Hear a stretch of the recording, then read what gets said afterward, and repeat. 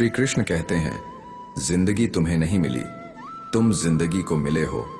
यहाँ हर किसी में कोई ना कोई कमी है। बाहर से मुस्कुराता चेहरा, अंदर आंखों में नमी है। हर चीज की असली कीमत इंसान को दो समय पर समझ आती है। पहले जब वो चीज उसे मिलती है, और दूसरा जब वो उसे खो देता है। इसलिए जो आपके पास है उसकी कदर करें। जिंदगी साइकिल की तरह है, बैलेंस बनाए रखने के लिए लगातार चलते रहना पड़ेगा। मैंने हर तरह के लोग देखे हैं। कुछ मदद लेकर शुक्रिया कहते हैं और कुछ मदद लेकर आपको बेवकूफ समझते हैं। जो लोग दिल के सच्चे होते हैं उनकी जिंदगी उतना ही ज्यादा इम्तिहान लेती है। बड़ा सोचो मगर शुरुआत छोटे से ही करो। सच्चे दोस्त वही होते हैं जो हर परिस्थिति में आपके साथ खड़े रहते हैं। बस याद रखें, बुराई करने की बजाय अच्छा बनने की कोशिश करो और सबसे ज्यादा खुद पर भरोसा रखो। जिन्हें मुश्किल वक्त में ढूंढना ना पड़े वे सच्चे साथी होते हैं। अच्छी नीयत आपको उठाएगी जबकि गंदी नीयत सिर्फ मुंह के बल गिराएगी। तारीफ चेहरे की नहीं, चरित्र की होनी चाहिए, क्योंकि अच्छा चेहरा बनाने में चंद मिनट लगते हैं लेकिन अच्छा चरित्र बनाने में पूरा जीवन लग जाता है। लिबास कितना भी कीमती हो, घटिया किरदार को छुपा नहीं सकता। कई बार खुद को तोड़कर भी रखने के बाद दुनिया आपसे खुश नहीं होगी। हवाओं की भी अपनी अजब सी आदतें हैं, कहीं बुझी राग भड़का दे तो कहीं चलते चिराग बुझा दे। अगर चाहते हो कुछ बड़ा करना तो अपनी सोच को बुलंद रखना।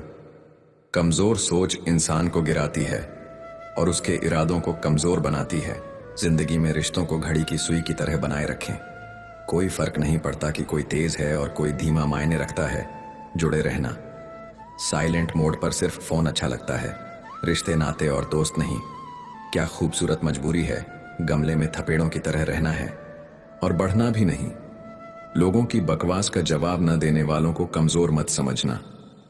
वह समझदार लोग होते हैं जो कभी कीचड़ में पत्थर नहीं मारते।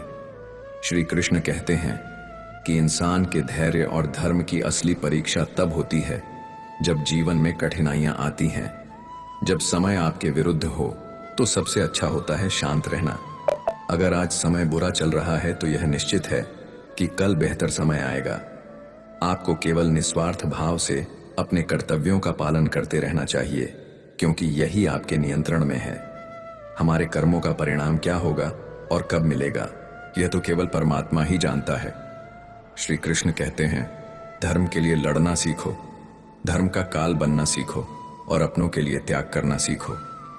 तुम्हारा समय चाहे कितना भी बुरा क्यों ना हो, यकीन रखना ईश्वर ने कुछ अच्छा ही सोचा होगा। समझदार इंसान वह नहीं होता जो ईंट का जवाब पत्थर से देता है। समझदार इंसान तो वह है जो स्थिति को समझकर सही कदम उठाए। हमेशा हिम्मत रखो और आगे बढ़ो। ताने तो भगवान को भी मिलते हैं, आप तो फिर भी इंसान हैं।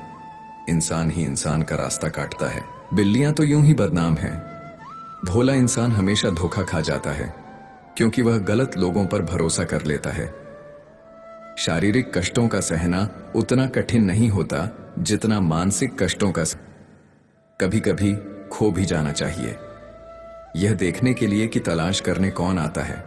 कभी कभी अपनी खुशियां सिर्फ अपने तक ही रखनी चाहिए, क्योंकि हर कोई हमारी खुशी से खुश नहीं होता।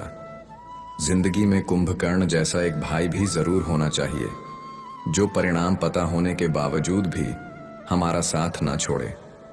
भावों का आदमी जब अपनी भावुकता को पत्थर बना लेता है तो वह पत्थर से भी ज्यादा ठोस बन जाता है।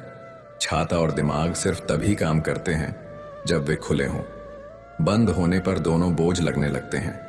कभी कभी समय के परिवर्तन से मित्र भी शत्रु बन जाते हैं और शत्रु भी मित्र, क्योंकि स्वार्थ बहुत ही बलवान होता है।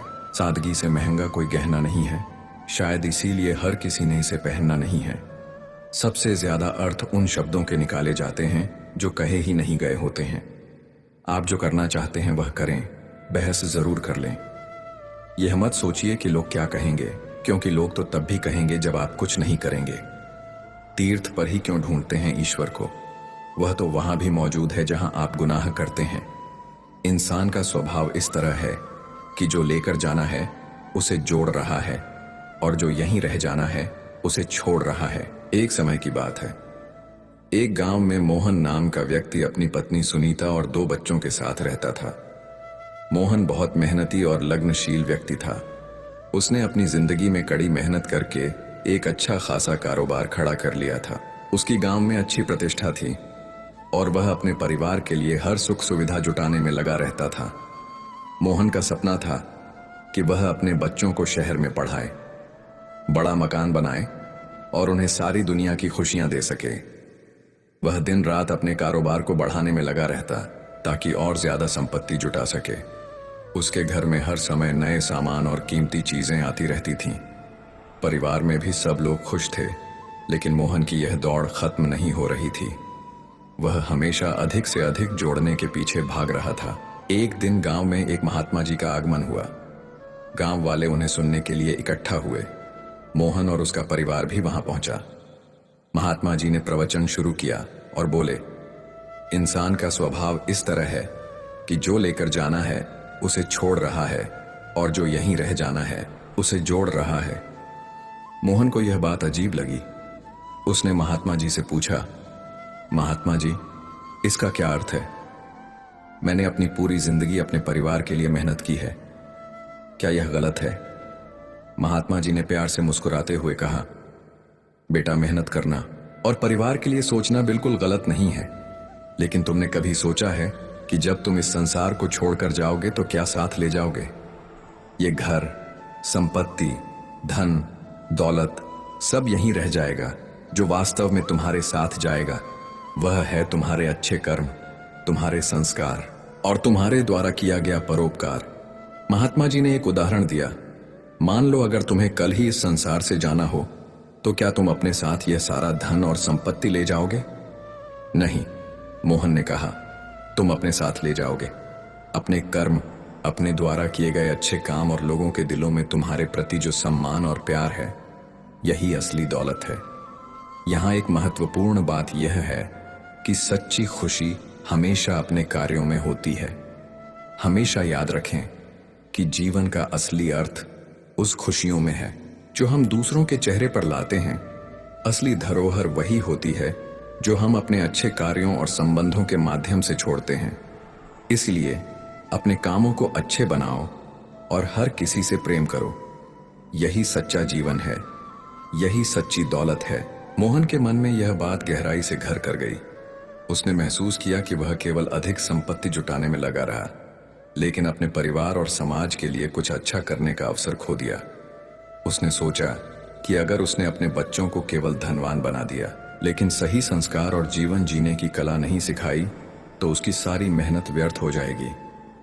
महात्मा जी की बातें सुनकर मोहन ने अपने जीवन को फिर से सोचने का निर्णय लिया। उसने तय किया कि अब से वह न केवल अपनी संपत्ति बढ़ाने पर ध्यान देगा, बल्कि अपने बच्चों को अच्छे संस्कार, नैतिक मूल्य और जीवन के सही मायने भी सिखाएगा। यह भी तय किया कि वह अपने समय का एक हिस्सा समाज सेवा में लगाएगा, ताकि वह लोगों के जीवन में कुछ अच्छा योगदान कर सके। मोहन के इस बदलाव से उसके परिवार का वातावरण भी बदल गया। अब घर में केवल भौतिक सुख सुविधाओं की चर्चा नहीं होती थी, बल्कि अच्छे कर्मों और सच्चे संबंधों की बातें भी होने लगीं। मोहन के बच्चे भी अपने पिता से प्रेरणा लेकर अच्छे संस्कार और नैतिकता का पालन करने लगे। दोस्तों, इस कहानी से हमें यह सीख मिलती है कि असली संपत्ति हमारे अच्छे कर्म, संस्कार और नैतिक मूल्य है, न कि भौतिक वस्त्र और शक्ति। जीवन में केवल धन संपत्ति जुटाने के पीछे भागना व्यर्थ है। अगर हम अपने परिवार और समाज के प्रति अपने कर्तव्यों को नजरअंदाज करते हैं, बच्चों को सिर्फ भौतिक सुख सुविधाएं देने के बजाय उन्हें अच्छे संस्कार और जीवन के सही मूल्य सिखाना कहीं अधिक महत्वपूर्ण है।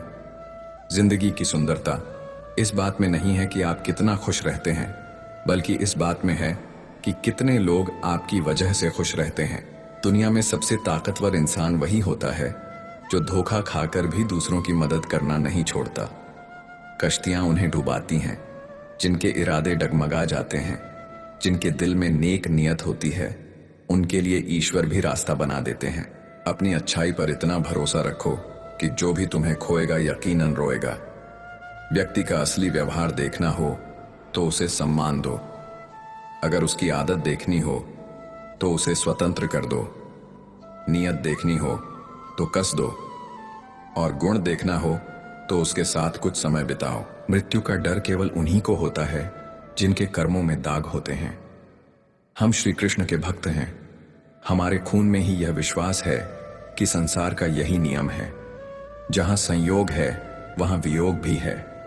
सदैव संदेह करने वाले व्यक्ति के लिए प्रसन्नता न इस लोक में होती है न परलोक में। हमें किसी से भी अंधा प्यार नहीं करना चाहिए, क्योंकि अत्यधिक प्रेम ही व्यक्ति को बुद्धिहीन बना देता है। सच्ची खुशी तब होती है जब आपकी सोच, कथन और कर्म में समानता हो। जीवन में कभी निराश मत हो, क्योंकि कमजोर आपका वक्त होता है, आप नहीं।